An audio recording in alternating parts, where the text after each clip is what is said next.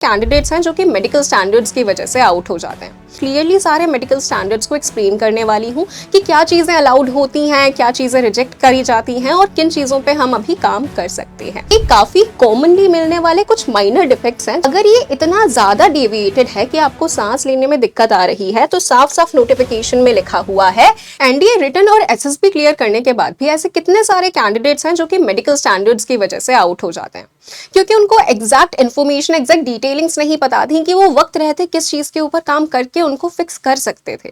जय Hind everyone, I am doctor Saumya Gupta और आज इस वीडियो में मैं आपको नोटिफिकेशन बेस्ड एकदम क्लियरली सारे मेडिकल स्टैंडर्ड्स को एक्सप्लेन करने वाली हूँ कि क्या चीजें अलाउड होती हैं, क्या चीजें रिजेक्ट करी जाती हैं और किन चीजों पर हम अभी काम कर सकते हैं।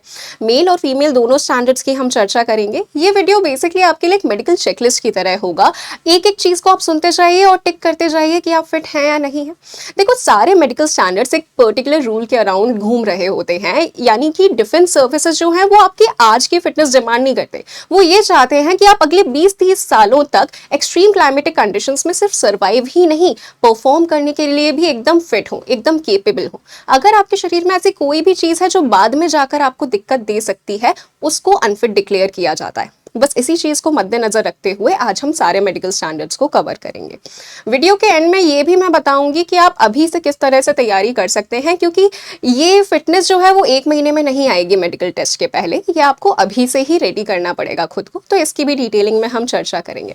चलिए तो शुरुआत करते हैं। सबसे पहली चीज, नोटिफिकेशन की शुरुआत होते ही मेडिकल स्टैंडर्ड जो अपेंडिक्स 3 में दिए हुए हैं वहां पे एक चेकलिस्ट दी हुई है कुछ इन पर्टिकुलर पॉइंटर्स की। ये काफी कॉमनली मिलने वाले कुछ माइनर डिफेक्ट्स हैं जिनके ऊपर आप अभी वक्त रहते काम कर सकते हैं। नोटिफिकेशन में भी ये बोला गया है कि आप इनको सही करवा कर आइए, जिससे कि बिना किसी हैसल के आपका मेडिकल क्लियर हो जाए। इसमें सबसे पहली चीज आ जाती है ईयर वैक्स। अब देखो, कानों में जो वैक्स जमा होता है वो एक प्रोटेक्टिव लेयर है, लेकिन कभी कभार ये इतना ज्यादा जमा हो जाता है कि आपको टेम्पररी हियरिंग लॉस या फिर जब वो चेक करते हैं आपका ईयर कैनाल और जो आपका ईयर ड्रम है तब दिक्कत दे सकता है। तो इसको हम लोग क्या करते हैं, कैसे साफ करते हैं? कॉटन बड ली या फिर सेफ्टी पिन लिया और उससे हम साफ करते हैं, लेकिन ये सही नहीं है। आप ऐसा नहीं करेंगे क्योंकि दो चीजें हैं। सबसे पहली चीज, ईयरबड्स और सेफ्टी पिन वगैरह वैक्स को और अंदर की तरफ घुसा देते हैं, और दूसरी चीज है कि अगर कोई तीखा ऑब्जेक्ट है तो हो सकता है कि वो डैमेज कर दे आपके ईयर कैनाल या फिर ईयर ड्रम को। तो यहाँ पे मैं एक ये इमेज लेकर आई हूँ। ये कुछ ड्रॉप्स हैं, आप इनको यूज करके वैक्स को सॉफ्टन कर सकते हैं, वैक्स को थोड़ा सा सॉफ्ट कर सकते हैं। कैसे, ये मैं बताती हूँ। ये ड्रॉप्स 40-50 रुपए के करीब आपको मिल जाएंगी। 3 या 4 दिन तक आपको इसको कंटिन्यूसली यूज करना है। आपको टेढ़ा लेटना है, कान में 2-3 ड्रॉप्स डालनी है दिन में 2-3 बार, 3-4 दिन के लिए। ऐसा करने से धीरे धीरे करके वैक्स इतना ज्यादा सॉफ्ट हो जाता है कि नहाते वक्त ये आराम से निकल जाता है। ठीक है, पूरा वैक्स वैसे भी हटाने की जरूरत नहीं है क्योंकि मैंने बताया कि एक प्रोटेक्टिव लेयर होती है। इसके बाद में अगला आ जाता है डेविएटेड नेजल सेप्टम। अब इस चीज को ध्यान से सुनिएगा। नाक के बीच का ये वाला जो आपका एक दीवार होती है, आप इसको ऐसा समझिए, तो ये दीवार थोड़ी सी साइड में टिल्ट हो जाती है कुछ लोगों में, जिसके चलते सांस लेने में तकलीफ आती है क्योंकि ऑब्स्ट्रक्शन हो जाता है। अगर ये इतना ज्यादा डेविएटेड है कि आपको सांस लेने में दिक्कत आ रही है तो साफ साफ नोटिफिकेशन में लिखा हुआ है कि gross external deformity of nose causing cosmetic deformity, यानी कि बाहर से ही दिख रहा है कि ये बहुत ज्यादा टेढ़ा है, या फिर ऑब्स्ट्रक्शन टू फ्री ब्रीदिंग, आपको सांस लेने में तकलीफ हो रही है तो आपको अनफिट डिक्लेयर कर दिया जाएगा। अब अगर आप इसको ऑपरेट करा लेते हैं और ऑपरेशन के बाद में आपको कोई दिक्कत नहीं आ रही है सांस लेने में, तो 4 वीक्स पोस्ट सर्जरी। अब आप जब भी, मैं आपको ये बताऊंगी कि ऑपरेशन के कितने वक्त बाद आपको फिट डिक्लेयर किया जाएगा, इस चीज पे आप ध्यान रखिएगा। 4 वीक्स पोस्ट सर्जरी आपको फिट डिक्लेयर कर दिया जाएगा अगर अब सांस लेने में कोई तकलीफ नहीं है, कोई ऑब्स्ट्रक्शन नहीं है और कोई कॉम्प्लिकेशंस नहीं है सर्जरी के। ठीक है, इसके बाद में अगली चीज आ जाती है हाइड्रोसील। टेस्टिस मेल में शरीर के बाहर स्क्रोटम के अंदर मौजूद होते हैं। अगर टेस्टिस के बाहर इस प्रकार से फ्लूइड जमा हो जाता है तो स्क्रोटम में स्वेलिंग देखने को मिलती है। ये स्वेलिंग पेनलेस होती है, लेकिन बाद में जाकर ये डिस्कम्फर्ट कॉज कर सकती है ड्यूरिंग एनी ट्रेनिंग। इसीलिए कैसी भी करंट हाइड्रोसील की कंडीशन हो लेफ्ट या राइट साइड में, उसको अनफिट डिक्लेयर किया जाता है, जैसा कि नोटिफिकेशन में लिखा हुआ है। अगर आप इसको ऑपरेट कराते हैं तो 8 वीक्स पोस्ट सर्जरी अगर कोई कॉम्प्लिकेशंस नहीं है तो आपको फिट डिक्लेयर कर दिया जाएगा। ये मैं अभी ऐसी ही चीजें बता रही हूं जिनके ऊपर काम करवाया जा सकता है। इसके बाद में आ जाता है फिमोसिस। फिमोसिस यानी कि मेल जेनाइटल ऑर्गन में जो फोर स्किन होती है वो इतनी टाइट हो जाती है कि हाइजीन मेंटेन करना थोड़ा मुश्किल हो जाता है और साथ ही में इन्फेक्शन के चांसेस बढ़ जाते हैं।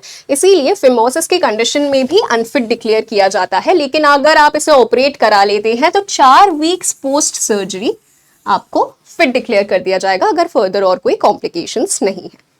इसके बाद में अगला आ जाता है अंडरवेट एंड ओवरवेट। ये एक ऐसा कंसेप्ट है जो आपको पता होना चाहिए।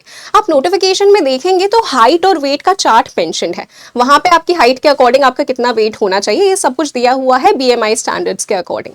अगर आप अंडरवेट हैं तो आपको अनफिट डिक्लेयर किया जाएगा विदाउट एनी एक्सेप्शन। और अगर आप ओवरवेट हैं तो ये हो सकता है कि आप बॉडी बिल्डिंग करते हो या फिर आप रेसलिंग वगैरह में इन्वॉल्व हो, जिसके चलते मस्कुलर वेट आपका वेट बढ़ा रहा है। तो ऐसी कंडीशन में भी आपको ऐसे ही अलाउ नहीं किया जाएगा। यहाँ पे लिखा हुआ है only in the case of candidates with documented evidence of body building, wrestling and boxing at national level. आपको प्रॉपर डॉक्यूमेंटेशन यहाँ पे लगाना पड़ेगा। उसके बाद में भी यहाँ कहानी खत्म नहीं होती है। यहाँ पे लिखा है आपका बीएमआई जो है उसके बाद 25 से कम होना चाहिए, waist hip ratio, waist circumference, biological जो आपके सारे मेटाबॉलिक पैरामीटर्स हैं वो फिट होने चाहिए। हर एक चीज यहाँ पे मेंशन है, यानी कि आप उस वेट कैटेगरी में आने चाहिए। अंडरवेट अलाउड ही नहीं है। ओवरवेट, मस्कुलर अगर आप वेट ऐड कर रहे हैं यहाँ पे तो आपको सर्टिफिकेट लगाना पड़ेगा नेशनल लेवल का और ये सारी रिक्वायरमेंट्स पूरी करनी पड़ेंगी। तो इसीलिए आप वेट को कैसे मैनेज कर सकते हैं इसके बारे में भी हम वीडियो के एंड में बात करेंगे। अब बात आ जाती है अंडर साइज चेस्ट की। तो चेस्ट को मेजर किया जाता है उसकी सर्कमफ्रेंस को। जब आप सांस छोड़ देते हैं, पूरी तरह से एक्सहेल करते हैं, तब आपके चेस्ट का सर्कमफ्रेंस कितना होना चाहिए? मिनिमम 77 सेंटीमीटर होना चाहिए। ये सारे नोटिफिकेशन के एग्जैक्ट स्क्रीनशॉट्स ही लेकर आई हूं मैं, तो ध्यान से इस चीज को देखिएगा। इसके बाद में एक चीज मेजर करी जाती है, दैट इज चेस्ट एक्सपेंशन। जब आप सांस भरते हैं तब आपका चेस्ट जो है वो एक्सपैंड करता है। वो कितना मिनिमम होना चाहिए? 5 सेंटीमीटर मिनिमम आपका चेस्ट एक्सपैंड करना चाहिए। अब यहाँ पे डेसिमल से रिलेटेड एक बात लिखी हुई है कि अगर फॉर एग्जाम्पल 4.4 है, यानी कि अगर 0.5 से कम है तो उसको 4 ही कंसिडर किया जाएगा। अगर 4.5 है तो उसको एज इट इज कंसिडर किया जाएगा और अगर 4.6 से ज्यादा है तो उसको 5 कंसिडर किया जाएगा, यानी कि राउंड ऑफ यहाँ पे हमारा हो जाता है। तो मिनिमम चेस्ट एक्सपेंशन आपका 5 सेंटीमीटर होना चाहिए। अब इस चीज को आप यहाँ पे इस चीज का ध्यान रखिए कि ये बेसिकली आपकी लंग कैपेसिटी को मॉनिटर करता है, यानी कि आपके लंग्स कितने ज़्यादा फंक्शनल हैं, कितनी अच्छी तरह से काम कर रहे हैं, ये इस चीज़ को मॉनिटर करता है। क्योंकि जब बाद में आपकी रिगरस ट्रेनिंग होगी तब आपके ब्रीदिंग में कोई इशू ना हो, इसलिए ये चीज़ को मेजर किया जाता है। अब अगली चीज आ जाती है पाइल्स, यानी कि जिसको हम बवासीर बोलते हैं। अगर एक्टिव पाइल्स हैं तो आपको अनफिट डिक्लेयर कर दिया जाएगा, लेकिन अगर आप इसको ऑपरेट करा लेते हैं तो 12 वीक्स आफ्टर सर्जरी अगर आप परफेक्टली फिट हो गए हैं तो फिर आपको फिट डिक्लेयर कर दिया जाएगा। एक ये पॉइंटर है। अगला पॉइंटर आ जाता है गायनेकोमेस्टिया, यानी कि मेल के अंदर जो ब्रेस्ट डेवलपमेंट देखने को मिलता है। ये क्यों दिक्कत दे सकता है? क्योंकि बाद में जाके ट्रॉमा का रिस्क हो सकता है, या फिर जब आप टाइट गियर पहनते हैं तब वहां पे फ्रिक्शन की वजह से इंजरी का रिस्क होता है, या फिर ये अंडरलाइंग हार्मोनल डिसऑर्डर्स को इंडिकेट करता है। अब इसका भी आप इलाज करवा सकते हैं वक्त रहते, और इसके अंदर ये मेंशन है कि अगर गायनेकोमेस्टिया इतना ज्यादा है कि टी शर्ट के बाहर से भी काफी क्लियरली विजिबल है डिफॉर्मिटी, तो उस पर्टिकुलर सिचुएशन में आपको अनफिट डिक्लेयर किया जाएगा। थोड़ा बहुत है तो दिक्कत नहीं आएगी। अब इसके ऑपरेशन के लिए दिया हुआ है कि 12 वीक्स पोस्ट ऑपरेटिव आपको फिट डिक्लेयर किया जाएगा अगर जो वुंड है वो कंप्लीटली भर चुका है, पोस्ट सर्जरी कोई कॉम्प्लिकेशंस नहीं है, एज यूजुअल जैसा हर एक सर्जरी के बाद होता है। तो 12 वीक्स पोस्ट ऑपरेटिव, तो इसको भी आप समय रहते ठीक करवा सकते हैं। इसके बाद में आ जाता है वेरिकोसील। टेस्टिस के ऊपर ये जो वेन्स आपको नजर आ रही हैं, इनमें सूजन आ जाती है, जिसके चलते थोड़ा पेन हो सकता है, स्वेलिंग हो सकती है, जो बाद में जाकर डिस्कम्फर्ट और ट्रॉमा का रीजन बन सकते हैं। इसीलिए ये भी अगर करंट है, एक्टिव है, तो इसको अनफिट डिक्लेयर किया जाएगा। लेकिन 8 वीक्स पोस्ट ऑप ये अगर कोई कॉम्प्लिकेशंस नहीं है तो आपको फिट डिक्लेयर कर दिया जाएगा। ठीक है, हाइड्रोसील जैसा सिनेरियो है यहाँ पे भी।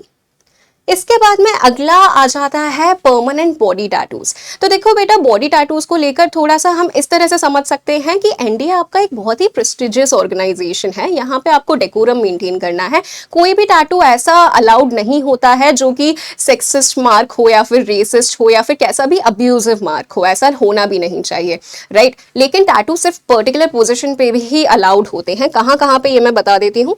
एक तो हाथ में यहाँ से यहाँ तक अगर है या फिर यहाँ पे है तो अलाउड है, क्योंकि ये इतना ज्यादा क्लियरली विजिबल नहीं होता है। बाकी शरीर के किसी भी हिस्से पे टैटू अलाउड नहीं है। एक यहाँ पे एक्सेप्शन आता है कि अगर ट्राइबल टैटू है, यानी कि अगर आप ऐसे किसी ट्राइब से बिलोंग करते हैं जहाँ पे प्रथा चली आ रही है इस प्रकार के टैटू की, तो फिर आपको अलाउ किया जा सकता है, बशर्ते आप वहाँ के एडमिनिस्ट्रेटिव हेड से ये लिखवा कर आए कि आप उसी ट्राइब का हिस्सा हैं जिसके चलते आपने बनवाया है। ऐसा नहीं कि आप किसी ट्राइब से इन्फ्लुएंस होकर वैसा टैटू बनवा लें और बता दें कि ये पर्टिकुलर ट्राइब से हम लोग इन्फ्लुएंस हुए हैं, ऐसा नहीं चलेगा। आपको एक प्रमाण देना पड़ेगा कि आप उस ट्राइब का हिस्सा हैं, लिखित में प्रमाण देना पड़ेगा, तब जाकर कंसिडर किया जाएगा कि आपको फिट या फिर अनफिट डिक्लेयर किया जाए। ठीक है, तो ये सारे पॉइंटर्स तो वो चेकलिस्ट थी हमारी जो एकदम नोटिफिकेशन के स्टार्टिंग में दी हुई थी। अब इन सारी चीजों को हम लोगों को डिस्कस करना है एक एक करके। चलिए इनको डिस्कस करते हैं। यहाँ पे सबसे पहले आ जाता है हाइट एंड वेट। तो मिनिमम हाइट जो रिक्वायर्ड है ग्राउंड ड्यूटी के लिए, भले वो आर्मी हो, नेवी हो या एयरफोर्स हो, तो यहाँ पे मेल की मिनिमम हाइट 157 सेंटीमीटर, फीमेल के लिए 152 सेंटीमीटर हर जगह होती है। अब अगर हम एयरफोर्स में बात करें फ्लाइंग ड्यूटी की, तो वहाँ पे जो मिनिमम हाइट है वो 163 सेंटीमीटर होनी चाहिए। लेकिन सिर्फ मिनिमम हाइट का यहाँ पे क्राइटेरिया नहीं है, यहाँ पे एंथ्रोपोमेट्रिक जो स्टैंडर्ड्स हैं उनके according sitting height, leg length और थाई लेंथ भी देखी जाती है।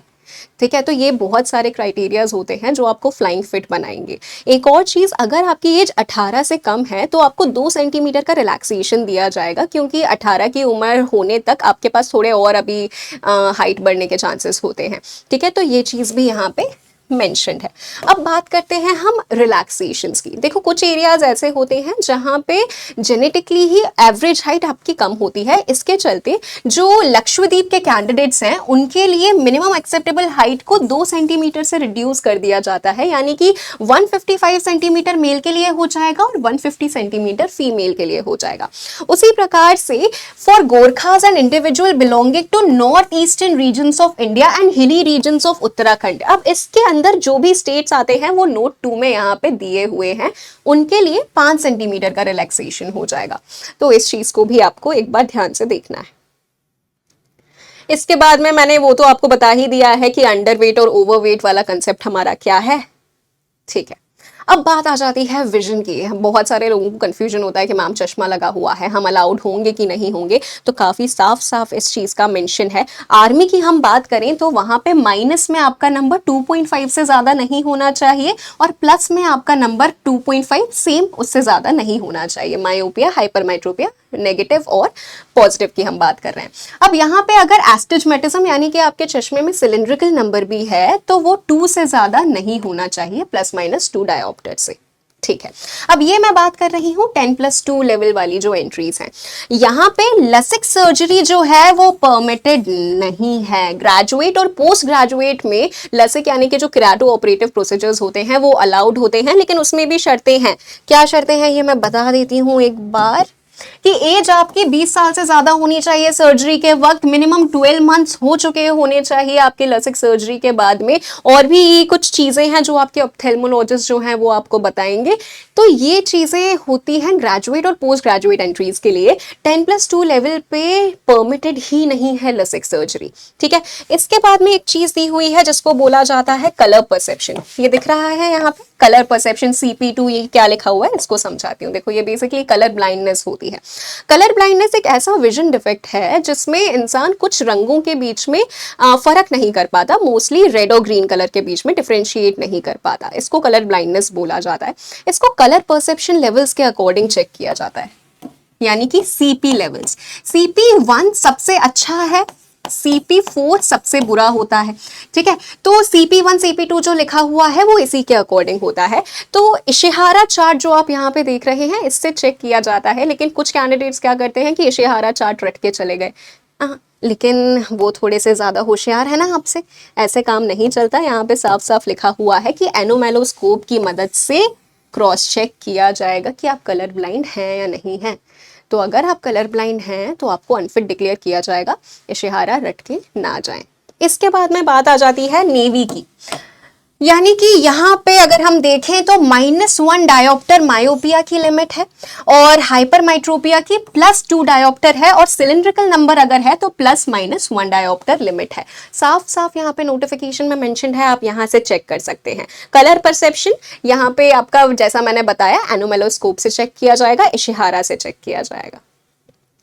इसके बाद में आ जाता है एयरफोर्स, जिसमें फ्लाइंग ब्रांच में काफी ज्यादा स्ट्रिक्ट होता है, क्योंकि अगर आपका नेगेटिव में नंबर है तो आपको अलाउ ही नहीं किया जाएगा, क्योंकि आपकी विजन इतनी अच्छी होनी चाहिए कि आप एकदम फास्ट मूवमेंट में चीजों को अच्छी तरह से देख पा रहे हैं, आपको बिल्कुल भी दिक्कत नहीं आ रही है। इसीलिए मायोपिया होना ही नहीं चाहिए, नेगेटिव में आपका नंबर होना ही नहीं चाहिए फ्लाइंग ब्रांच के लिए। एस्टिग्मेटिज्म यानी कि सिलिंड्रिकल नंबर है तो वो +0.75 डायोप्टर तक चलता है। हाइपरमाइट्रोपिया की बात करें तो +1.5 डायोप्टर तक ये चलता है। तो ये तो फ्लाइंग के लिए है, लेकिन अगर मैं ग्राउंड ड्यूटी की बात करूं तो ±2.5 डायोप्टर और +-2 डायोप्टर सिलिंड्रिकल नंबर अगर है तो, यानी कि फ्लाइंग ब्रांच में काफी स्ट्रिक्ट ये चीज हो जाती है। यहाँ पे ये भी देखो CP1 रिक्वायर्ड है, यानी कि कलर ब्लाइंडनेस बिल्कुल भी नहीं होना चाहिए, एकदम परफेक्ट होना चाहिए आपका कलर विजन भी।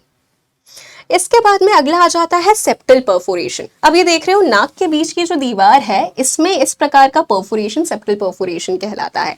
ये इंजरी की वजह से हो सकता है या फिर रेयर केसेस में ड्रग अब्यूज की वजह से ये हो सकता है। तो साफ साफ मेंशन्ड है इस चीज के बारे में कि अगर 1 सेंटीमीटर से ज्यादा है तो आपको अनफिट डिक्लेयर किया जाएगा, और अगर जरा सी भी आपको दिक्कत हो रही है, सांस लेने में दिक्कत हो रही है, तो आपको अनफिट डिक्लेयर किया जाएगा। तो आप एक बार ENT से कंसल्ट कर सकते हैं कि अगर उसका इलाज पॉसिबल है और उसके बाद आप कंप्लीटली फिट हो पा रहे हैं तो। इसके बाद में अगला आ जाता है राइनाइटिस साइनोसाइटिस। काफी कॉमनली मिलने वाली चीज है ये। देखो जब भी मौसम बदलता है तब कुछ लोगों को ऐसा होता है ना कि एकदम से बहुत ज्यादा छींकने लग जाते हैं और नाक से कंटिन्यूसली पानी आना, नाक के अंदर खुजली होना और सर में बहुत ज्यादा दर्द होना। अब ये नाक के अंदर की जो लेयर है उसमें इन्फ्लामेशन की वजह से अगर है तो उसको राइनाइटिस बोला जाता है, और आपके गालों के अंदर एक खाली स्पेस होती है जिसको साइनस बोला जाता है, अगर उसका इन्फ्लामेशन है तो साइन्यूसाइटिस बोला जाएगा। इन दोनों ही सिनेरियोज में अगर ये बहुत ज्यादा सीवियर है, यानी कि सांस लेने में बहुत दिक्कत हो रही है और ये बहुत जल्दी जल्दी आपको अगर हो रहा है तो आपको अनफिट डिक्लेयर किया जाएगा, क्योंकि ये एलर्जी की वजह से हो रहा है और आपको एक्सट्रीम कंडीशंस में भेजा जाएगा। तब ऐसी एलर्जी आपको हो सकती है, हो सकता है कि वहां एक्सट्रीम कंडीशंस में कोई आपके पास ट्रीटमेंट के लिए हॉस्पिटल भी ना हो। तो इन सारी चीजों को कंसिडर करते हुए आपको अनफिट डिक्लेयर किया जाएगा, लेकिन अगर साल में एक आध बार हो रहा है मुश्किल से तो फिर उतना फिट डिक्लेयर किया जाता है। तो राइनाइटिस में यहाँ पे लिखा हुआ है atrophic rhinitis unfit, allergic rhinitis unfit, लेकिन अगर बहुत ज्यादा सीवियर है तो। साइनसाइटिस के लिए भी दिया हुआ है कि ये भी आपका अनफिट डिक्लेयर कर दिया जाएगा, लेकिन अगर आपने प्रॉपर सक्सेसफुल इसका ट्रीटमेंट करा लिया है बेसिकली, तो आप इसके लिए अपील कर सकते हैं बाद में।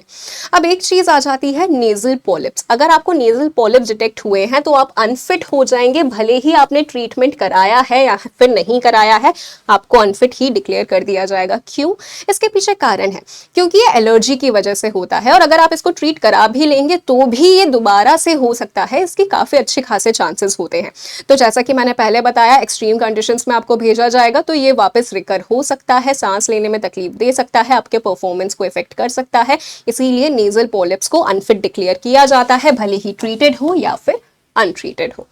इसके पीछे इन्होंने अच्छा खासा रीजन भी दिया है पूरे पैराग्राफ में। ये पैराग्राफ दिया है उन्होंने नोटिफिकेशन में कि हाई चांसेस हैं रिकरेंस के, लॉन्ग टर्म ट्रीटमेंट इस चीज को चाहिए होता है, इसी चीज को कंसिडर करते हुए अनफिट डिक्लेयर किया गया है।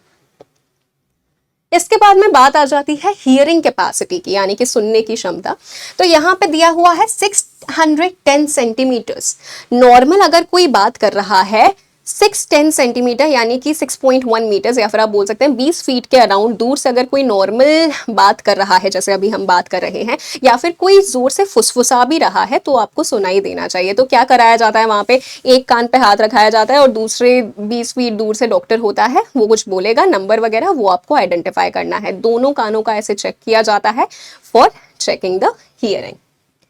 इसके बाद में अगला आ जाता है डेंटल पॉइंट्स। अब इसको लेकर बहुत सारे बच्चों को कंफ्यूजन रहता है, तो इसको मैं समझाती हूँ थोड़ा डिटेल में। देखो, आपके मुंह को 4 क्वाड्रेंट्स में इस प्रकार से अगर हम डिवाइड करते हैं, तो यहाँ पे आपको अब डेंटल पॉइंट्स मार्क करवाना मैं सिखाती हूँ। देखो, सेंटर से शुरू करते हुए जो स्टार्टिंग के आपके 5 दांत है ना, उनको एक एक नंबर दिया जाता है अगर वो नीचे वाले दांत से इस प्रकार से कांटेक्ट में हो कि जरा सा भी आपको दिक्कत नहीं हो रही चबाने में, या फिर कोई भी चीज जब आप पकड़ते हैं, ग्रास करते हैं, तो उसमें आपको दिक्कत नहीं हो रही है। प्रॉपरली अगर ये अलाइंड है नीचे वाले से, तो इस पूरे कॉम्बिनेशन को एक नंबर दिया जाएगा। जो बीच से स्टार्ट होते हुए ये 5 दांत हैं, यानी कि इस तरफ के 5 और उस तरफ के 5, तो टोटल मिलाकर ये 10 नंबर हो गए, आपके 10 डेंटल पॉइंट्स हो गए। उसके बाद में जो दाढ़ें हैं उनको 2-2 नंबर दिया जाता है, पहली और दूसरी दाढ़ को। तीसरी दाढ़, देखो, एवोल्यूशन के साथ में हमारे जबड़े का साइज छोटा होता गया है, तो तीसरी दाढ़ कुछ लोगों में नहीं आती है या फिर अंडर डेवलप्ड भी आती है, और इस चीज को उन्होंने मेंशन किया है कि अगर ये अंडर डेवलप्ड है, यानी कि आधी ही निकली हुई है, तो उसको 1 नंबर दिया जाएगा। पूरी निकली हुई है तो 2 नंबर दिए जाएंगे, और नहीं आई है तो 0 नंबर। ठीक है, यानी कि 2 4, दूसरी तरफ के ये 8 हो गए, और इनको अगर मिलाएं तो टोटल आपके हो जाते हैं 20 या फिर 22 मैक्सिमम डेंटल पॉइंट। देखो, 10 हुए थे आपके आगे वाले दांतों के, प्लस 10 या फिर ये आपका हो जाएगा 12, तो ये आपके टोटल हो जाते हैं 20 या फिर 22 डेंटल पॉइंट्स। ये मैक्सिमम होते हैं। ठीक है, अब आपको मिनिमम कितने की रिक्वायरमेंट है? 14 डेंटल पॉइंट्स की आपको मिनिमम रिक्वायरमेंट है। अब यहाँ पे भी कुछ शर्तें हैं कि आपके 2 से ज्यादा दांत हिलने नहीं चाहिए। अगर वो ऐसे ही हाथ लगाते हिलते हुए काफी विजिबल है, तो फिर आपको अनफिट डिक्लेयर किया जाएगा। या फिर अगर आपको सीवियर इन्फेक्शन है, पायरिया जिसको बोला जाता है, मसूड़ों में बहुत ज्यादा सूजन है, तो आप उसको अभी ही ट्रीट करवा लीजिए। अगर आपके किसी भी दांत में कैविटी है और उसमें अगर आपने प्रॉपर फिलिंग नहीं करा रखी है, तो आपको डेंटल पॉइंट उसका नहीं दिया जाएगा, ये चीज भी मेंशन है। तो अगर अभी आपको किसी भी दांत में कैविटी है, आप उसको जाकर फिल करवा लीजिए। कोई भी आपको ऐसा लग रहा है कि बहुत ज्यादा जमा हो गया है कचरा, जो कि ब्रश से नहीं निकल पा रहा है, जिसकी वजह से मसूड़ों में सूजन आ रही है, खून निकल रहा है, तो आप उसको जाकर अभी साफ करवा लीजिए। आराम से ये 14 डेंटल पॉइंट्स आपके पूरे हो जाएंगे। ठीक है, तो एक ये चीज हो जाती है। यही सारी चीजें यहाँ पे मेंशन है, सब कुछ मैंने आपको बता दिया है। इसके बाद में अगला आ जाता है चेस्ट डिफॉर्मिटीज। अब देखो, 2 प्रकार के यहाँ पे चेस्ट डिफॉर्मिटीज दिख रहे हैं। या तो चेस्ट अंदर की तरफ दबा हुआ है, जिसको संकन चेस्ट बोला जाता है, या फिर ये पिजन चेस्ट। ये नाम स्पेसिफिकली आपके नोटिफिकेशन में नहीं दिए हुए हैं, लेकिन ये दिया हुआ है कि अगर ऐसी कोई भी चेस्ट की डिफॉर्मिटी है जो आपके कार्डियोवैस्कुलर सिस्टम, यानी कि सांस लेने में या फिर आपके दिल के फंक्शनिंग के ऊपर इफेक्ट डाल रही है, तो फिर आपको अनफिट डिक्लेयर किया जाएगा। अगर थोड़ा बहुत ही है, जरा सा है माइल्ड डिफॉर्मिटी, जो आपके नॉर्मल फंक्शनिंग के ऊपर इफेक्ट नहीं डाल रही है, तो कोई दिक्कत नहीं है, आपको फिट डिक्लेयर कर दिया जाएगा। ठीक है, ये भी चीज यहाँ पे मेंशन है। इसके बाद में अगला आ जाता है स्पाइन, यानी कि आपकी जो रीढ़ की हड्डी है उसकी डिफॉर्मिटीज। तो यहाँ पे लिखा हुआ है इडियोपैथिक स्कोलियोसिस। इडियोपैथिक यानी कि जिसका रीजन हमें नहीं पता, कि ट्रॉमा की वजह से भी नहीं हुआ, बचपन से भी नहीं है, यानी कि रीजन अननोन है। ऐसी अगर रीढ़ की हड्डी में जरा सा भी बेंड है, ये देख रहे हो, ये थोरैसिक है और ये लंबर है। थोरैसिक का मतलब आपकी जो रीढ़ की हड्डी चेस्ट वाले रीजन में आती है पीछे, उसका यहाँ पे हल्का सा झुकाव है। या फिर लंबर यानी कि कमर के नीचे वाली रीढ़ की हड्डी का जरा सा भी झुकाव है यहाँ पे। कितना? तो इस चीज का यहाँ पे मेंशन है कि lumbar spine 10 degrees for lumbar spine, यानी कि कमर के नीचे 10 डिग्री से ज्यादा अगर झुकाव है, या फिर डोर्सल स्पाइन यानी कि जो थोरैसिक स्पाइन है उसका 15 डिग्री से ज्यादा अगर झुकाव है, तो फिर आपको अनफिट डिक्लेयर कर दिया जाएगा। लेकिन अगर इससे कम है तो भी चेक किया जाएगा कि उसमें उसकी वजह से आपको कोई दिक्कत तो नहीं आ रही है आपके पोस्चर में या फिर कोई भी काम करने में। सिंपल सी बात, जैसा कि मैंने तुम्हें पहला बताया था कि एक रूल है जो हर जगह फॉलो हो रहा है कि अगर आपको बाद में जाकर इस चीज की वजह से दिक्कत आ सकती है तो आपको अनफिट डिक्लेयर कर दिया जाएगा। लेकिन अगर 10 या 15 डिग्री से ज्यादा आपको दिक्कत है, यहाँ पे उससे ज्यादा झुकाव है, तो आपको वैसे ही अनफिट डिक्लेयर कर दिया जाएगा। ठीक है, तो ये रही बात स्पाइन डिफॉर्मिटीज की। इसके बाद आ जाता है काफी कॉमनली आस्क्ड सवाल, हाइपरहाइड्रोसिस, यानी कि बहुत ज्यादा पसीना आना। तो यहाँ पे स्पेसिफिकली मेंशन्ड है पाल्मोप्लांटर हाइपरहाइड्रोसिस के बारे में, यानी कि हथेली और पैरों के तलवे में बहुत ज्यादा पसीना आना। अब यहाँ पे 2 चीजें, अगर हाथों की हथेलियों में इतना ज्यादा पसीना आ रहा है कि आप किसी भी चीज को अच्छे से पकड़ नहीं पा रहे हैं, आपका ग्रिप बार बार फिसल रहा है, अगर ठंड है तब भी पसीना आ रहा है, इतना ज्यादा अगर आपको पसीना आ रहा है तो फिर आपको अनफिट डिक्लेयर किया जाएगा। और पैरों में अगर ज्यादा पसीना आता है, शूज के अंदर बंद होते हैं तो इन्फेक्शन के चांसेस ज्यादा होते हैं, तो इसीलिए वो अनफिट डिक्लेयर कर दिया जाएगा। लेकिन इसका सोल्यूशन पॉसिबल है। इसको अगर आप डर्मेटोलॉजिस्ट के पास जाएंगे तो कुछ ट्रीटमेंट्स होते हैं, जैसे कि वो आपको एंटीपर्स्पिरेंट्स एल्यूमिनियम क्लोराइड के ट्रीटमेंट्स देंगे लगाने को, टॉपिकल क्रीम देंगे, या फिर एक ट्रीटमेंट होता है IN2-4SS जहां पे इलेक्ट्रिकल करंट को पास करवा के आपके जो स्वेट ग्लैंड्स है उनको टेम्पररीली बंद कर दिया जाता है। तो इसका सोल्यूशन पॉसिबल है। एक बार आप डॉक्टर को जाकर दिखाएंगे तो वो आपके लेवल के अकॉर्डिंग, जितना ज्यादा आपको है उसके अकॉर्डिंग आपको सोल्यूशन प्रोवाइड कर सकते हैं। ठीक है, इसके बाद में अगला आ जाता है वेरिकोज वेन्स। अब देखो, वेन्स क्या होती हैं? जो आपके दिल तक खून लेकर आ रही हैं नीचे के ऑर्गन से भी। अब वो ऊपर की तरफ खून को खींच रही हैं, लेकिन अब नीचे तो खून जा सकता है ना, ग्रेविटेशन के चलते तो खून नीचे की तरफ जाएगा। तो इसीलिए आपकी वेन्स में कुछ दरवाजे होते हैं जिनको वॉल्व्स बोला जाता है। वो ऊपर जैसे जैसे खून आता जाता है वैसे वैसे वो दरवाजे बंद होते जाते हैं, जिससे कि खून दोबारा से नीचे ना चला जाए ग्रेविटी के चलते। अब अगर इन वॉल्व्स का लीकेज हो गया है या फिर ये वॉल्व्स प्रॉपर्ली काम नहीं कर रहे हैं, तो जो खून है वो यहाँ पे नीचे जमा हो जाता है, जिसकी वजह से ये देख रहे हो, ये यहाँ पे खून जमा होने की वजह से ये जो वेन्स हैं ये बहुत ज्यादा आपकी फूल जाती हैं और ये बाहर से ही नजर आ जाती हैं, सूजी हुई सी नजर आ जाती है। इसको बोला जाता है वेरिकोज वेन्स। ये बहुत ज्यादा वक्त खड़े रहने पे या फिर ओबेसिटी यानी कि बहुत ज्यादा वेट होने की वजह से या फिर ओल्ड एज में ये वेरिकोज वेन्स देखे जाते हैं। इसके बारे में काफी स्पेसिफिकली ये मेंशन है कि all cases with active varicose veins will be declared unfit. Post op cases of varicose veins will also remain unfit. यानी कि आपको अगर वेरिकोज वेन्स है, अगर बहुत माइल्ड है, जरा सा भी जिसकी वजह से आपको दिक्कत नहीं हो रही है, तो फिर आप फिट डिक्लेयर कर दिए जाएंगे, नहीं तो आप अनफिट हैं, भले आप उसका ट्रीटमेंट करा रहे हैं तब भी, क्योंकि बाद में ये दोबारा से रिकर हो सकता है, बाद में दोबारा से ब्लड वहां पे इकट्ठा हो सकता है, आपको दिक्कत हो सकती है बहुत टाइम तक खड़े रहने में या फिर बाद में चलने में, मार्चिंग वगैरह जो करवाई जाती है उसमें आपको दिक्कत होगी, इसीलिए अनफिट डिक्लेयर कर दिया जाएगा। ठीक है, इसके ट्रीटमेंट के बाद भी, क्योंकि ये रिकर हो सकता है। इसके बाद में आ जाता है फ्लैट फीट। अब ये भी बहुत बार बच्चे मुझसे पूछते हैं, इस चीज को समझो। दो प्रकार का फ्लैट फीट होता है बेटा, एक होता है फ्लेक्सिबल और एक होता है रिजिड। अब क्या मतलब है इनका?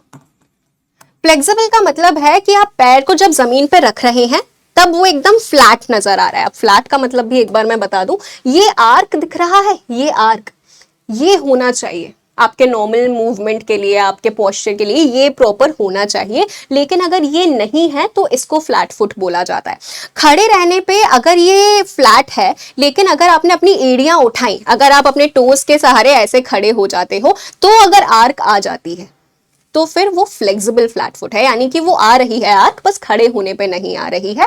फ्लेक्सिबल फ्लैट फुट के चलते अगर आपको चलने वगैरह में बहुत ज्यादा दिक्कत नहीं हो रही है और आप प्रॉपर भाग पा रहे हैं, तो आपको फिट डिक्लेयर किया जाएगा। यानी कि फ्लेक्सिबल फ्लैट फुट में चांसेस हैं कि आपको फिट डिक्लेयर किया जाए। लेकिन अगर रिजिड फ्लैट फुट है, यानी कि आप बैठे हो या फिर आप ऐसे भी खड़े हो आपके टोज के बल, कैसे भी ये फ्लैट का फ्लैट ही है, अगर रिजिड फ्लैट है तो आपको अनफिट डिक्लेयर करा जाएगा। बहुत कम चांसेस है कि इस सिचुएशन में आपको फिट डिक्लेयर किया जाए। तो अब इसका सोल्यूशन क्या है?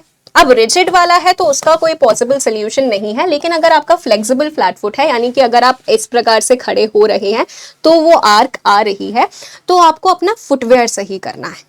आप अपना फुटवेयर ऐसा लेकर आइए जो कि काफी ज्यादा कंफर्टेबल हो, और लेग स्ट्रेंथनिंग एक्सरसाइजेस आपको अभी से करनी शुरू करनी है। तो मे बी पॉसिबल कि आपका फ्लेक्सिबल फ्लैट फुट आपको अनफिट डिक्लेयर ना करवाए, क्योंकि आप प्रॉपर्ली भाग पाएंगे, आपका थोड़ा सा बेटर हो जाएगी ये सिचुएशन। इसके ट्रीटमेंट के बारे में भी चर्चा करेंगे बाद में। इसके बाद में आ जाता है क्लब फुट। क्लब फुट क्या होता है? जब बच्चा पैदा होता है ये तभी से होता है, पैर थोड़ा सा अंदर की तरफ ऐसे मुड़ा हुआ होता है। अब ऐसी सिचुएशंस में अगर आप इसको ऑपरेट अभी करवा लेते हैं तो डिपेंड करता है कि ये कंप्लीटली सही होता है कि नहीं होता है। अगर ये बहुत माइनर है तो आपको फिट डिक्लेयर कराने के थोड़े चांसेस होते हैं कि अगर माइनर है और आप अपनी सारे एक्टिविटीज को प्रॉपर्ली कर पा रहे हैं। लेकिन अगर ये बहुत ज्यादा है और अगर आप सर्जरी सोच रहे हैं तो भी डिपेंड करता है कि ये कंप्लीटली सही होगा या नहीं होगा, फिर उसके अकॉर्डिंग डिक्लेयर किया जाता है कि आप फिट होंगे या फिर नहीं होंगे।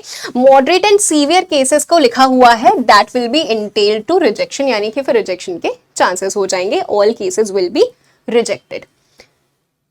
इसके बाद में अगला आ जाता है कैरिंग एंगल। अब इस चीज को समझाती हूँ। देखो, ये जो तुम्हारा हाथ है ना, इसको जब तुम सीधा रखते हो तो कोहनी से नीचे वाला जो हाथ है वो थोड़ा बाहर की तरफ मुड़ा हुआ होता है, ये नॉर्मल मुड़ा हुआ होता है, इसको कैरिंग एंगल बोला जाता है। जो एंगल बन रहा है ना, देखो यहाँ पे, देखो आपका हाथ में यहाँ पे अगर आप लकीरें खींचेंगे और फिर एक लकीर इस प्रकार से आप खींचेंगे तो ये जो एंगल यहाँ पे बनकर तैयार हो रहा है इसको नॉर्मल कैरिंग एंगल बोला जाता है। लेकिन अगर हाथ इससे ज्यादा बाहर की तरफ मुड़ रहा है, यानी कि नॉर्मल हाथ ऐसा जा रहा था, अगर ये बहुत ज्यादा कोहनी बाहर की तरफ मुड़ रही है तो फिर यहाँ पे दिक्कत हो जाती है। अब इसके लिए लिमिट क्या मेंशन है ये मैं बताती हूँ।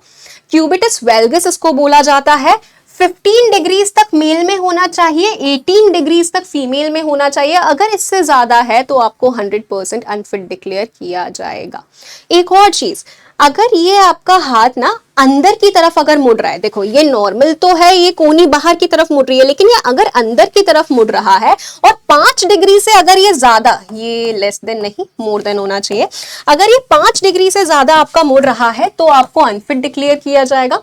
एक और चीज है, देखो जब अपन हाथ को ऐसा सीधा करते हैं ना तब ये हिंज जॉइंट है, सिर्फ ये इतना ही सीधा होता है, लेकिन कुछ लोगों में ये पीछे की तरफ भी चला जाता है। तो ये जो हाइपर एक्सटेंशन वाली चीज है इसको बोला जाता है क्यूबिटस रिकर्वेटम, और ये भी एक ऐसी चीज है जो बाद में इंजरी कॉज करवा सकती है, ट्रॉमा के चांसेस काफी ज्यादा होते हैं। इसीलिए अगर ये 10 डिग्री से ज्यादा है तो आपको अनफिट डिक्लेयर किया जाएगा। देखो नॉर्मल कैरिंग एंगल सब में होता है, लेकिन ये जो एंगल की लिमिट है ना ये हमें पता होनी चाहिए। इससे ज्यादा अगर है तो फिर आपको अनफिट डिक्लेयर किया जाएगा। गोनियोमीटर एक इंस्ट्रूमेंट होता है, उससे इसको वहां पे चेक किया जाता है। अब बात आ जाती है नॉक नीज और बो नीज के। अब यहाँ पे इस डायग्राम से तुम क्लियरली इस चीज को समझ पाओगे। देखो नॉक नीज का मतलब क्या है, तुम सीधे खड़े हो जाओ ऐसे कि तुम्हारे दोनों घुटने मिल रहे हो।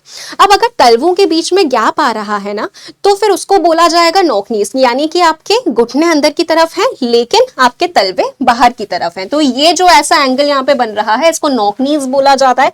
इसके लिए लिखा हुआ है कि अगर डिस्टेंस मेल में 5 सेंटीमीटर से ज्यादा है और फीमेल में अगर 8 सेंटीमीटर से ज्यादा है तो फिर अनफिट डिक्लेयर किया जाएगा। ये कौन से डिस्टेंस की बात कर रहे हैं, इस डिस्टेंस की बेटा। यहाँ पे ये जो डिस्टेंस है 5 सेंटीमीटर मेल में और 8 सेंटीमीटर से ज्यादा फीमेल में, इसको अनफिट डिक्लेयर किया जाएगा।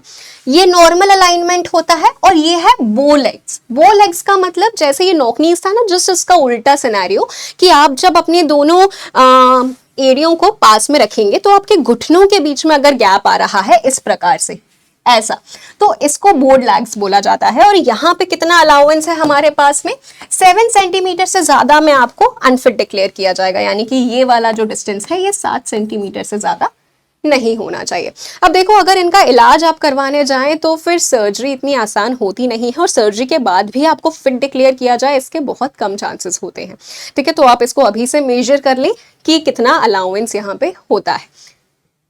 तो इसके बाद में अगली बात आ जाती है एक बहुत ही इंपॉर्टेंट बात, हील्ड फ्रैक्चर्स की, कि आपको कभी पहले फ्रैक्चर हुआ।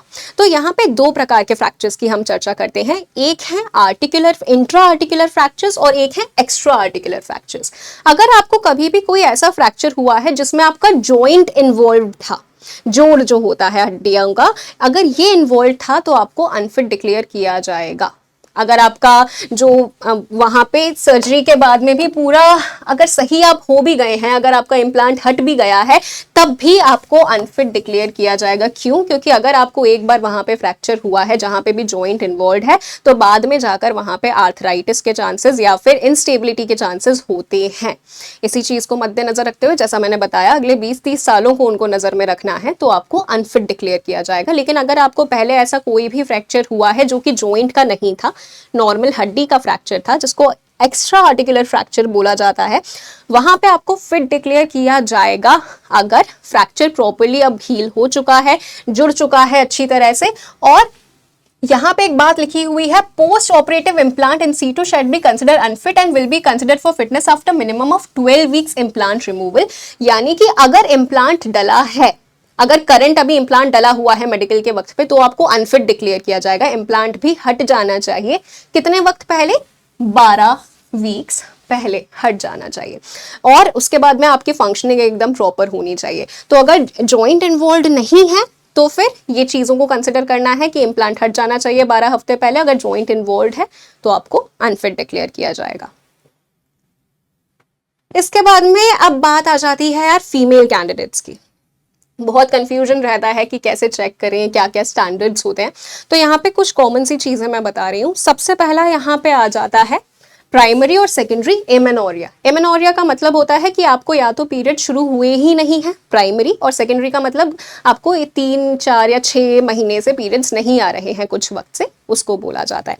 ऐसे कंडीशन में आपको अनफिट डिक्लेयर किया जाएगा, क्योंकि ये दर्शा रहा है कि कोई अंडरलाइंग हार्मोनल प्रॉब्लम है जिसके चलते ऐसा हो रहा है, तो इसीलिए अनफिट। इसके बाद में आ जाता है सीवियर मेनोरेजिया या फिर सीवियर डिसमेनोरिया, यानी कि बहुत ज्यादा एक्सेसिव ब्लीडिंग हो रही है, एक्सेसिव, ठीक है, नॉर्मल की बात नहीं कर रही हूं मैं, और या तो बहुत ज्यादा दर्द हो रहा है। नॉर्मल दर्द देखो सबको होता है क्योंकि यूट्रस के कॉन्ट्रैक्शंस होते हैं ब्लड को बाहर निकालने के लिए, लेकिन अगर बहुत ज्यादा पेन हो रहा है वो कंडीशन दर्शाती है कि आपको कोई अंडरलाइंग प्रॉब्लम है। इसके बाद में स्ट्रेस यूरिनरी इनकंटिनेंस, यानी कि स्ट्रेस के चलते या फिर बहुत ज़्यादा हैवी वेट उठाने के चलते अगर आपका पेल्विक जो मसल्स हैं वो वीक हैं तो इनवॉलंटरी यूरिन शरीर के बाहर निकलता है, और इस कंडीशन में आपको अनफिट डिक्लेयर किया जाएगा, क्योंकि आपको बहुत ज़्यादा स्ट्रेस कंडीशंस में बाद में रहना है, तो आपकी पेल्विक मसल स्ट्रॉन्ग होनी चाहिए। इसके बाद में कॉन्जेनाइटल एलोंगेशन ऑफ सर्विक्स। अब ये एक ऐसी चीज़ है जो कि आपको गायनेकोलॉजिस्ट से चेक करवानी पड़ेगी। कुछ लोगों में सर्विक्स यानी कि जो बर्थ कैनाल होता है ना, वेजाइना के ऊपर सर्विक्स होता है, अगर उसकी लेंथ बहुत ज़्यादा अबनॉर्मली ज़्यादा है और यूट्रस वहाँ से बाहर थोड़ा सा निकल रहा है, सर्जरी के बाद में भी अगर दिक्कत आ रही है तो फिर अनफिट डिक्लेयर कर दिया जाता है। उसके बाद में प्रेगनेंसी के केसेस में तो अनफिट डिक्लेरेंस है। उसके बाद में सिस्ट की हम बात करें तो अगर कॉम्प्लेक्स ओवेरियन सिस्ट है किसी भी साइज का तो आप अनफिट हैं। सिंपल ओवेरियन सिस्ट है 6 सेंटीमीटर से ज्यादा का तो आप अनफिट हो जाते हो। एंडोमेट्रियोसिस एंड एडिनोमायोसिस, यानी कि जो आपकी यूट्रस की अंदर की दीवार है उसमें बहुत ज्यादा सूजन होना। सब mucus fibroid of any size, यानी कि नॉन कैंसरस गांठ होती है जो यूट्रस के अंदर है या फिर सर्विक्स के अंदर है, उस पर्टिकुलर सिचुएशन में आपको अनफिट डिक्लेयर कर दिया जाएगा। या फिर और कॉन्जेनाइटल यूट्राइन अनोमलीज, यानी कि आपके यूट्रस का शेप बचपन से थोड़ा सा अजीब है, या फिर ये जो सारी चीजें जो मैंने अभी आपको बताई है ये अब हम खुद से तो चेक कर नहीं सकते, तो आप क्या करेंगे, आप गायनेकोलॉजिस्ट के पास में जाएंगे एक बार मेडिकल्स के पहले, मेडिकल्स के थोड़ा वक्त के पहले, जिससे आप उसको ट्रीट करवा सके, और फिर वहां जाकर आप अल्ट्रासाउंड कराएंगे। आप उनको बताएंगे कि हमें मेडिकल्स के लिए जाना है, तो वो अल्ट्रासाउंड आपका करेंगे, आपको चेक करेंगे, जो भी पॉसिबल सोल्यूशन होगा जैसा वो देंगे आप उसको सही करा लीजिए। जो भी अनफिट यहाँ पे चीजें बता रखी हैं ये पूरी लिस्ट है, आप उनको दिखाइए, वो आपको बता देंगे कि हाँ ये चीजें हैं या ये चीजें नहीं हैं जिनको इस वक्त पे ऑपरेट किया जा सकता है। तो आपको एक बार अल्ट्रासाउंड कराना पड़ेगा, ठीक है।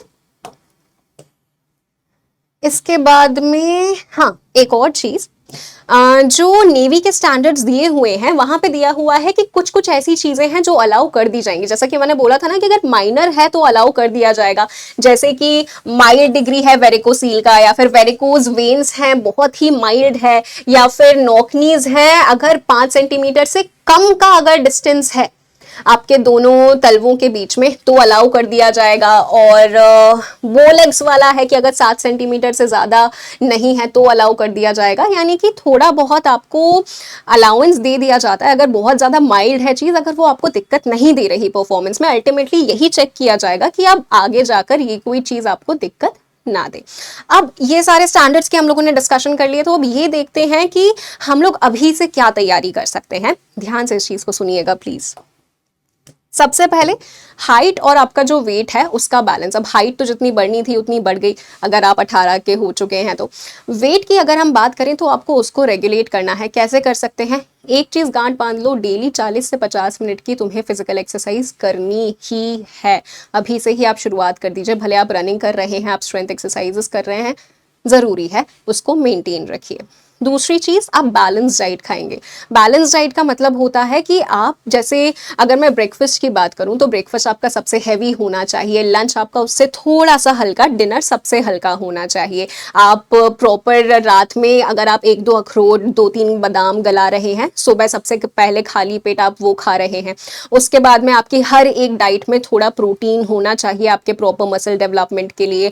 और आप दोपहर में दही कंज्यूम कर रहे हैं जो कि प्रोबायोटिक की तरह काम करेगा, आपका डाइजेस्टिव सिस्टम सही रखेगा। आप सलाद साथ में खा रहे हैं डाइजेस्टिव सिस्टम सही रखने के लिए। तो ये बैलेंस डाइट जब आप खाते हैं, जब आप अपने आप को प्रॉपर्ली हाइड्रेटेड रखते हैं, देखो डिहाइड्रेशन से तुम्हारा सर दुखेगा, डिहाइड्रेशन से बहुत सारी बीमारियां होती हैं, ट्रस्ट मी। तो दिन में 10 से 12 ग्लास आपको पानी पीना है। ये सारी छोटी छोटी चीजें हैं, इनका आपको ध्यान रखना है। बाहर का खाना अभी कंप्लीटली अवॉइड करो यार, क्योंकि कितने पैथोजेंस वहाँ पे होते हैं, आप इसको इमेजिन भी नहीं कर सकते। तो बाहर के खाने से दूर रहना है। हम अफोर्ड नहीं कर सकते इस वक्त पे बहुत ज़्यादा बीमार पड़ना, क्योंकि उससे पढ़ाई का लॉस भी होगा और शरीर भी बहुत ज़्यादा वीक पड़ जाता है। ठीक है, ये बात हो गई। उसके बाद में आई एंड विजन। अब आप लोग अपनी क्लासेस ऑनलाइन अटेंड करते हैं, इतने वक्त स्क्रीन के सामने रहते हैं, तो मैं ये नहीं बोल सकती कि आप स्क्रीन से दूर रहिए, अपनी आंखों को रिलैक्सेशन दीजिए, ये पॉसिबल नहीं है। स्क्रीन के सामने हमें रहना होता है। तो हम कुछ चीज़ों को फॉलो कर सकते हैं, जैसे कि एक आ जाता है हमारा 20-20-20 रूल। यानी कि हमारी जो बेसिकली आंखें हैं वो दूर का देखने के लिए बनी हुई हैं। पास का जब भी हम देखते हैं ना, तब हमारी आंखों के ऊपर स्ट्रेस पड़ता है। तो हम लोग स्क्रीन पास से देख रहे हैं, तो हम क्या कर सकते हैं, हर 20 मिनट बाद 20 सेकंड के लिए 20 फीट दूर देख सकते हैं, तो हमारी आंखें थोड़ा रिलैक्स हो जाएंगी। दूसरी चीज, जब हम कंटिन्यूसली स्क्रीन की तरफ देखते हैं तब हमारी आंखें ड्राई हो जाती हैं। तुम्हें कभी लगता होगा ना कि आंखों में बहुत ज्यादा खुजली हो रही है, एकदम ड्राई सी हो गई आंखें। क्यों? क्योंकि तुम्हारा ब्लिंकिंग रेट कम हो जाता है। हम पलके जो झपकते हैं ना, वो झपकने से हमारी आंखें ल्यूब्रिकेट होती हैं, कुछ मेमोबियन ग्लैंड्स आपकी आंखों में होते हैं। अब स्क्रीन पे देखने की वजह से आपका ब्लिंकिंग रेट, अगर आप पहले 5 बार ब्लिंक कर रहे हो, तो अब आप 2 बार ब्लिंक कर रहे हो एक पर्टिकुलर टाइम में, यानी कि आधा करीब हो जाता है, जिसके चलते आंखें ड्राई होती हैं। तो कुछ ड्रॉप्स आती हैं, मैं नाम लिख देती हूँ, हाइलो सॉफ्ट करके आती है, एक रिफ्रेश टीयर्स करके आती है। तो ये ग्रीन कलर की छोटी सी बॉटल आती है, 30-40 रुपए की बॉटल आती है। अगर जब भी आपको ड्राइनेस लग रही है, तब आंखों में आप 2-2 ड्रॉप्स डाल के 5 मिनट के लिए रेस्ट कर लीजिए। 5 मिनट के लिए, आधे घंटे के लिए मत सो जाना। तो ये आप थोड़ा रेस्ट करोगे तो आपकी आंखें अपने आप थोड़ी सी ल्यूब्रिकेट हो जाएंगी और आपको आराम मिलेगा। और आप अपना ब्लू फिल्टर लगा सकते हो स्क्रीन पे, ये सारी चीजें कर सकते हो। विटामिन ए आप अच्छी तरह से खाइए, जिससे आंखों का नंबर और ज्यादा ना बढ़े। विटामिन ए के सोर्सेस पता है ना। इसके बाद में आ जाता है ईएनटी इश्यूज। तो ईएनटी इश्यूज में हम लोगों ने डेविएटेड नेजल सेप्टम देखा था, आप उसको अभी ऑपरेट करा सकते हैं टाइम रहते। ईयर वैक्स के लिए मैंने ड्रॉप्स बताई थी, आप उनको यूज करके ईयर वैक्स को हटाएंगे मेडिकल्स के पहले। डेंटल फिटनेस, तो देखो अगर ये आपकी तीसरी वाली जो दाढ़ है ये बहुत ज़्यादा दिक्कत दे रही है, और अगर आपको डेंटिस्ट ये सजेस्ट कर रहे हैं कि आप इसको हटवा लीजिए, तो आप उसको हटवा लीजिए, कोई दिक्कत नहीं है उसको हटाने में। उसके बाद में भी आपके 14 डेंटल पॉइंट्स हो जाएंगे आराम से। ठीक है, तो क्योंकि कुछ बच्चों ने मुझसे ये पूछा कि इसको हटवा लें क्या, हटवाने से डेंटल पॉइंट्स कम तो नहीं हो जाएंगे। अब वो दिक्कत दी रही है वहां पे चीज, हो सकता है उसकी वजह से दूसरी वाली दाढ़ भी हटवाना पड़े, तो उसको वक्त रहते आप हटवा लीजिए। और दांत में अगर आपको कोई भी कैविटी वगैरह है ना, तो आप उसको अभी से फिल करवा लीजिए, जिससे कि बाद में दिक्कत ना हो। और वैसे भी अगर कैविटी को अभी फिल नहीं कराओगे तो बाद में रूट कैनाल करवाना पड़ेगा बेटा, तो अभी से फिल करवा लीजिए। पॉस्चर एंड ऑर्थोपेडिक हेल्थ, देखो सारे बच्चे अभी से ही इस चीज को ध्यान रखेंगे कि फ्लैट फुट, नॉक-नीज, इन सारी सिचुएशंस में आपके बेसिकली लेग की जो मसल है उसको स्ट्रेंथन करने की एडवाइस दी जाती है। तो आप लेग स्ट्रेंथनिंग एक्सरसाइजेस के ऊपर फोकस करेंगे। दूसरी चीज, आप प्रॉपर फुटवेयर को पहनेंगे, यानी कि ऐसे ही नहीं हम चप्पल में पूरी एक्सरसाइजेस कर रहे हैं या फिर हमारा शूज सही नहीं है। देखो बेटा, पैर की मसल को अगर हम लोगों को सही रखना है, हमारे नी जॉइंट को अगर हम लोगों को सही रखना है, तो एक प्रॉपर फुटवेयर होना ज़रूरी है, जिससे कि हमारे लेग पे ज़बरदस्ती का बहुत ज़्यादा स्ट्रेस ना पड़े। ठीक है, strength training, stretching, proper footwear. और अगर आपको नॉक-नीज अगर 3 से 5 सेंटीमीटर के बीच में या फिर 2-3 सेंटीमीटर के बीच में ऐसा कुछ है, तो वहां पे आपको चेक किया जाएगा कि आप कितने ज्यादा फिट हैं, आप प्रॉपरली चल पा रहे हैं कि नहीं। अब इस सिचुएशन में फिजियोथेरेपी अभी आपकी थोड़ी मदद कर सकती है। देखो फिजियोथेरेपी आपकी प्रॉब्लम को कंप्लीटली रिजॉल्व नहीं करेगी। मैं ये नहीं बोलूंगी कि अगर 3 सेंटीमीटर का गैप है नॉक नीज या फिर बोर लेग्स वगैरह में तो वो एकदम ही चला जाएगा फिजियोथेरेपी से, नहीं, उससे आपकी फंक्शनिंग थोड़ी ज़्यादा बेटर हो जाती है। तो ये आपको करना है, क्योंकि एक लिमिट के बाद में अनफिट डिक्लेयर कर दिया जाएगा, एक लिमिट से कम में आपकी फंक्शनल कैपेसिटी चेक की जाएगी। इसके बाद में improving lung capacity and stamina, chest expansion था, वो क्या चेक कर रहा था, आपके लंग की जो कैपेसिटी है, तो आपको अपने स्टैमिना को बढ़ाना है, आपके चेस्ट एक्सपेंशन को अगर आपको सही रखना है तो आपको ऐसी एक्सरसाइजेस करनी पड़ेंगी जिससे कि आपका इंड्योरेंस डेवलप हो। इसके बाद में running, swimming, deep breathing exercises ये अच्छी हैं। हमेशा योग हम जानते हैं कितना बेहतरीन होता है, अनुलोम विलोम को अपने डेली के रूटीन में इंक्लूड कीजिए। ट्रस्ट मी, बहुत ही बेहतरीन एक्सरसाइज है, वो पूरी दुनिया जानती है इस चीज़ को, आपको मदद मिलेगी, आपके पूरे नेजल पैसेज के जो भी ऑब्स्ट्रक्शंस होंगे वो यहाँ से रिलीव हो जाएंगे। अब बात यहाँ पे आ जाती है general health and blood parameters की। तो यहाँ पे मैं आपको एक चीज़ ये सजेस्ट करूंगी कि आप एक बार अपना ब्लड टेस्ट कराएं, आपको ये पता चलेगा कि आपका हीमोग्लोबिन लेवल कम तो नहीं है, बाकी आपके सारे जो पैरामीटर्स हैं वो सही है कि नहीं है, क्योंकि वो भी चेक किए जाएंगे। तो अगर अभी से आप एक बार ब्लड टेस्ट करा लेते हो ना, तो आप उसके ऊपर अभी काम करके उसको सही कर सकते हो, है ना। तो बैलेंस डाइट अगर आप ले भी रहे हो तो आपको ये पता होना चाहिए ना कि आपको एक्स्ट्रा किस चीज़ की ज़रूरत है। जैसे अगर वेजिटेरियंस हैं तो उनमें विटामिन B12 कम होता ही है 90% लोगों में, तो आप उसके सप्लीमेंट्स लेंगे। विटामिन D कम है तो आप उसके सप्लीमेंट्स लेंगे। हीमोग्लोबिन कम है तो उसको सही करने के लिए दवाइयाँ दी जाएंगी। तो अभी आप एक बार ब्लड टेस्ट कराइए और जो भी चीज़ कम है उसके ऊपर हम लोग काम कर सकते हैं अभी से, है ना, वक्त है अभी हमारे पास में। इसके बाद में जो भी ऐसी चीज़ें हैं जिनका ट्रीटमेंट करवाया जा सकता है, अभी आप उनको वक्त रहते करवा लीजिए, जैसे कि हाइड्रोसील, पाइल्स, फेमोसिस, स्किन इन्फेक्शंस, अभी से इनको ट्रीट कराने का वक्त है। और लड़कियों की मैं बात करूं तो एक बार, जैसा कि मैंने बोला, कि आप एक बार अल्ट्रासाउंड करा के गायनेकोलॉजिस्ट से पूरा एक बार देख लीजिए कि आपको कोई दिक्कत परेशानी तो नहीं है। अगर बहुत ज़्यादा पेन होता है पीरियड्स में, बहुत अनबियरेबल पेन है कि आप मेफेनामिक एसिड ले रहे हैं तब भी वो सही नहीं हो रहा है, तो आपको एक बार दिखाना ही पड़ेगा। साथ में अगर बहुत ज़्यादा हैवी ब्लीडिंग है या फिर साइकिल्स इरेगुलर हैं तो भी आपको एक बार दिखाना है, ठीक है। एक और चीज़, वहाँ पे आपको मेडिकल रिकॉर्ड्स आपके लगाने होंगे, और अगर आपकी कोई भी पास सर्जरी हुई है तो उसके भी रिकॉर्ड्स लगाने होंगे। तो आप उन फाइल्स को अभी अपने पास में संभाल के रख लीजिए, जहाँ पे भी हैं आप उनको ढूंढ ढूंढ के रख लीजिए अपने पास में, ठीक है, जिससे हमारे पास में वो रेडी रहे। देखो, मेरा इस वीडियो को बनाने का सिंपल सा एक ये मोटिव था कि जो भी आपकी एक मेडिकल चेकलिस्ट है आप उस पर एक एक पॉइंट को टिक करते जाएं, क्योंकि हम लोग क्या होता है कि हम लोगों के दिमाग में इतनी सारी बीमारियां होती नहीं हैं, तो हम अपने आप को ही चेक नहीं करते और बाद में जाकर फिर पता चलता है और फिर हमारे पास में सर्जरी का टाइम नहीं रहता है। तो मैं चाहती हूँ अभी से आप लोग इतना अवेयर रहें कि आपको हर एक चीज़ के बारे में पता हो कि क्या क्या चीज़ें पूछी जाती हैं। मैंने अपनी तरफ से पूरी कोशिश करी है, बाकी आपको जो भी डाउट्स हो आप उनको कमेंट सेक्शन में डाल दीजिएगा, मैं फर्दर ऑन उन चीज़ों को एड्रेस कर दूंगी। और जैसा कि DW हमेशा आपकी हेल्प करते हुए आया है, आगे भी करता रहेगा। So as I always say, as you always know that a healthy mind resides in a healthy body. तो अपने आप का ध्यान रखिए, टेक केयर, बाय बाय, जय हिंद एंड वंदे मातरम।